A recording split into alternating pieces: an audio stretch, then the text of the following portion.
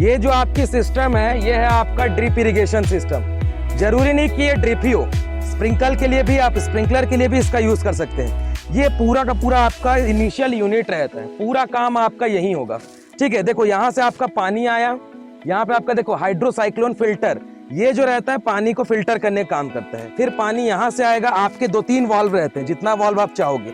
ये पूरा यूनिट, ये देखो यहाँ से आप पानी के इसको कंट्रोल कर सकते हो। अभी तो मैं घुमा नहीं पाऊंगा, चालू मत हो जाना भाई। तो ये पानी को कंट्रोल करने का तरीका, यहाँ पे 2 मीटर्स लगे रहते हैं, जहाँ पे आप बार बार प्रेशर चेक करोगे। जो मैं बोलता हूँ ना, प्रेशर यहीं पे चेक किया जाता है। अगर आप इरिगेशन देना चाहते हो फर्टिगेशन के साथ, तो यहाँ पे लाके जोड़ दो, आपका फर्टिगेशन भी हो जाएगा। ठीक है, अब यहाँ से ये आपकी प्राइमरी रहती है पाइप, ये जो निकली हुई है ये सारी क्या है, सेकेंडरी पाइप्स रहती हैं आपकी। सेकेंडरी पाइप में आपका ड्रिप लगा रहता है। अब यहाँ पे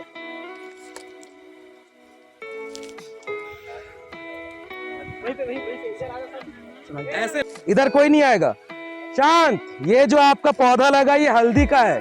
ठीक है, हल्दी का पौधा लगाया आपका। चलो अब देखो, ड्रिप जो रहती है ना आपकी, यहाँ पे उसका नॉब नहीं लगा है। एक मिनट, ये देखो यहाँ पे होल्स रहते हैं। ठीक है, छोटे छोटे होल्स रहते हैं, यही होल्स में आपका ड्रिपर लगा रहता है। अभी ड्रिपर नहीं लगा है क्योंकि हम वहीं से उसका प्रेशर कंट्रोल कर रहे हैं। ड्रिपर जो रहता है एक नॉब जैसा रहता है यहाँ पे। ठीक है, यहाँ पे ऐसे गोला पोर्शन होगा और यहाँ से एक हल्का सा एक नोब निकला होगा। यहीं से आपका क्या रहता है, हम क्या करते हैं ड्रिप इरिगेशन में, जो मैं बार बार बोलता हूँ ना, 90% से ज्यादा मॉइस्चर कंट्रोल होता है। इसलिए क्योंकि यहाँ पे सरफेस में कोई भी पानी नहीं जाता है, पूरा का पूरा पानी क्या करते हैं हम प्लांट के रूट के पास देते हैं। और ये जो आपका सिस्टम है, जो स्ट्रिप सिस्टम पढ़ाया हूँ याद है कंजर्वेशन में, स्ट्रिप प्लांटिंग जिसमें हम मेड़ बनाते हैं, वो यही है स्ट्रिप। देखो इसमें क्या करते हैं, ये जो है ना, ये चैनल्स के लिए रख सकते हो आप, यहाँ पे आप पानी को आसानी से डाल सकते हो। और ये जो आपका रिज एंड फरो मेथड याद आ रहा है, तो ये है आपका फरो, ये है आपका रिज, समझ गए। ये वाला क्या रहता है, फरो, जहाँ पे आप इरिगेशन दे सकते हो या मूवमेंट करने का काम कर सकते हो। और ये जो रहता है, ये आपका क्या रहता है, रिज, जहाँ पे आप प्लांट्स को लगाओगे। अब यहाँ पे सबसे अच्छी बात क्या रहती है कि आप आसानी से, अगर मैं यहीं पे रिज नहीं बनाता, ठीक है, सिर्फ पूरा प्लांट जो रहता है मतलब फ्लैट रहता, तो सबसे पहला जो दिक्कत आता है वो होता है इरिगेशन को लेके। यहीं पे आपके 4 वाटर मूवमेंट्स को मैं एक साथ, कोई एक बोतल पानी लाया है, चलो सॉइल कंजर्वेशन, सॉइल इरोजन सब यहीं पढ़ा देंगे। ठीक है, देखो जो सबसे पहला आपका इरोजन का टाइप रहता है ना, जिसको हम क्या बोलते हैं, स्प्लैश।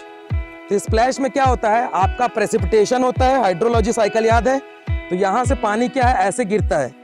तो गिरने से जैसे ही पानी यहाँ गिरता है, वो प्रेशर क्रिएट करता है और पानी के जो सॉइल के जो पार्टिकल्स है, अभी ये ड्राई है, सॉरी वेट है, गीला इसलिए नहीं उड़ रहा है, आगे चल के मैं दिखाऊंगा। ड्राई सॉइल में जैसे ही पानी गिरता है, तो इसके जो पार्टिकल्स हैं वो जंप करने लगते हैं, उन्हीं को क्या बोला जाता है, आपका स्प्लैश इरोजन। उसके बाद आता है आपका शीट इरोजन। शीट में कुछ नहीं रहता, ये देखो ये पानी डाला मैंने, ये पानी बह के जब इधर उधर जाती है, ये जो दिख रहा है आपके क्रैक्स, ऐसे जब वाटर का मूवमेंट होता है, ये कहलाता है आपका शीट इरोजन। रिल इरोजन का इसीलिए मैं बता रहा था, यहाँ पे रिल इरोजन होगा। याद है ना, एग्रीकल्चर में सबसे खतरनाक इरोजन होता है रिल इरोजन। ठीक है, तो उसमें क्या रहता है आपका, ये जो शीट रहते हैं, ये क्या करते हैं, छोटी छोटी नालियां बनाते हैं, और नालियां बनाने के बाद ये जो पूरा पानी रहेगा वो यहाँ से उधर चला जाएगा। देखो देखो ये जो सॉइल है ना, उसके बाद लास्ट में होता है आपका गली इरोजन। मान लेते हैं कि आपका ये एक गली, सॉरी ये रील हुआ, ये रील हुआ, ये जब आके यहाँ पे मिल जाते हैं, फिर यहाँ से जब निकल जाएंगे, ये हो जाएगा आपका गली इरोजन। ठीक है, ये इरोजन था। नेक्स्ट याद रखना, अब यहीं पे आपको जो ड्रेनेज सिस्टम है, 3 सिस्टम थे आपके, नेचुरल, हेरिंग बोन, गिरिडीरोन। तो नेचुरल तो यहाँ पे है नहीं, ये है आपका हेरिंग बोन सिस्टम।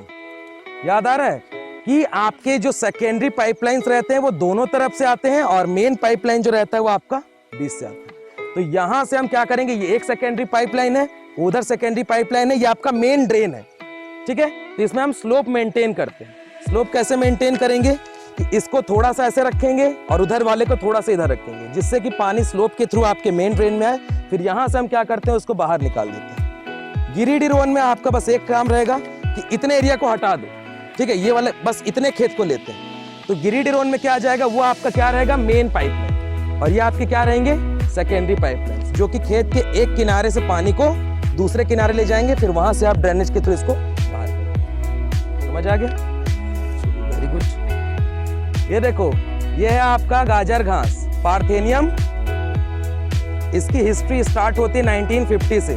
जब भारत आज़ाद हुआ था उस समय सबसे बड़े 3 रीज़न थे जो कि भारत को डेवलप होने नहीं दे रहे थे। पहला रीज़न कि हमारे पास पैसा या आय नहीं था, दूसरा रीज़न कि हमारे पास रोजगार नहीं था, और तीसरा रीज़न कि हमारे पास फूड मटेरियल की कमी थी। तो उसी समय क्या किया गया, वीट को इंपोर्ट किया गया विदेशों से, मतलब गेहूं को विदेशों से लाया गया। तो क्या हुआ, जो उसके सीड्स थे उसी के सीड्स के साथ इस पार्थेनियम हिस्टोफोरम का जो सीड था वो मिक्स हो गया। और क्योंकि उस समय क्वारंटाइन रूल्स नहीं था, आपने क्लास 12 चैप्टर 3 याद है, प्रोटेक्शन, प्लांट प्रोटेक्शन वाले में क्वारंटाइन रूल। क्वारंटाइन मतलब क्या था कि कभी भी अगर किसी देश या फिर किसी राज्य की सीमा में किसी चीज को अंदर लाया जाता है तो सबसे पहले उसकी चेकिंग की जाती है कि क्या इसका सीड सही है कि नहीं, प्लांट सही है कि नहीं। तो उस समय ऐसी कोई चेक हुई नहीं थी। तो वो जब सीड हमारे वीट के सीड के साथ मिला और उसके बाद उसको पूरे किसानों को बांट दिया गया, उसके बाद लगा आपका गाजर घास भारत में। और सन 1950 से लेकर आज 2021 हो गया, आज तक इसका कंप्लीट डिस्ट्रक्शन कोई नहीं कर पाया। आप इसको इस साल उखाड़ो, अगले साल जो 11th वाले फिर आओगे, फिर आपको ये देखने को मिलेगा। और इसमें होता है टैप रूट सिस्टम, आगे इसका प्लांट उखाड़ के दिखाऊंगा। ये इतना खतरनाक है कि अगर कोई जंगल, मान लो यहाँ पे पूरा गाजर घास लगा हो और कोई इंसान यहाँ पे 2-3 घंटे घूम जाए तो उसको सांस की प्रॉब्लम हो सकती है।